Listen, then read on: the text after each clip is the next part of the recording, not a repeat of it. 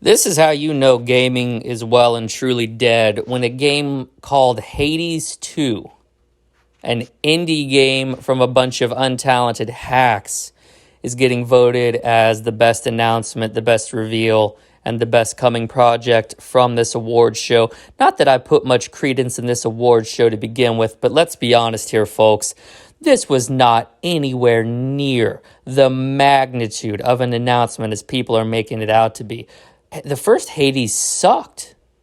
I mean, let's call a spade a spade. I understand people want to defend it because it kind of came out of nowhere and then it blew up and everybody was afraid to say that it sucks. But now that it's been a couple years, we can all admit the game sucks. Now, whether you want to call it a rogue light, a rogue like, I personally call it a rogue failure because that's exactly what it was. It's garbage. All right. There's nothing unique about Hades that isn't already done in Castlevania or Rogue Legacy and not done 10 times better, if I'm being honest. I've said it before and I'm going to continue to say it. The visual style and the graphics of a game are the most important thing. And if you disagree, just go look at why AAA games outsell all this indie trash. Hades 2, and by extent the first Hades, simply do not look like modern games. They look like something a 14-year-old kid threw together in Unreal Engine, spending 3 hours a day after school working on his first video game project, and then he decided to pump it out about 6 months too early. All right, let's be real. Again, let's be honest, all right? Hades as it should not be a franchise. The fact that I have to use the words Hades and franchise together now makes me sick because this industry used to represent something called ingenuity. This industry used to represent something called creativity. This industry used to be about innovation. We're not seeing any of those three things with Hades. If they really wanted to impress me, they would pull the first game from every storefront available. They would burn every physical copy that exists, and then they would come out with a public apology for just how atrocious that game was and how much time it collectively wasted of its player base.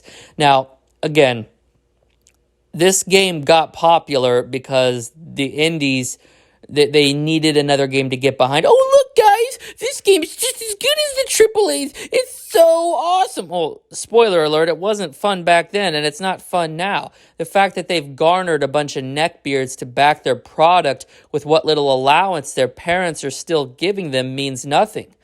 It means they'll be able to put a smidgen more effort into the product, but they have a formula now.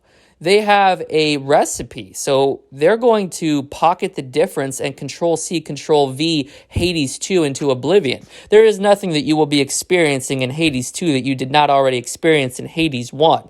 It's Doom Eternal all over again. It's the same sequel. It's the same game. It's a reskin.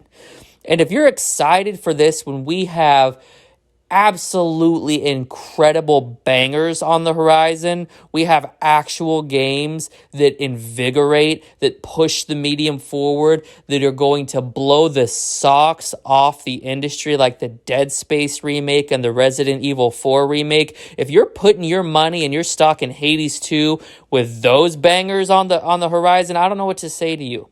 All right, you're probably the same people who invested in cryptocurrency and lost everything. You're probably having to take out a loan just to pre-order Hades 2.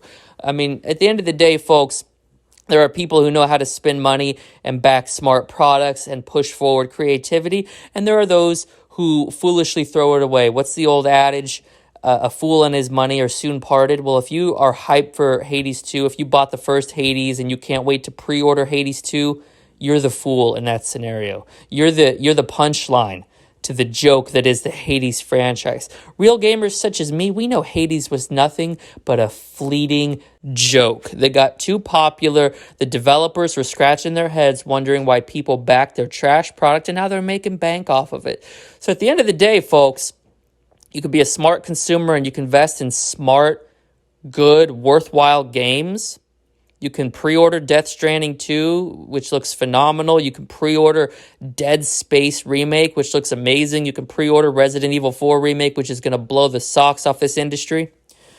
Or you can pre-order Hades 2 and experience disappointment on a whole new magnitude, a whole new scale, and you'll be left crying and weeping in the corner wondering why you didn't listen to dead metal. Hades 2, this does not butter my biscuit. This does not butter my biscuit at all.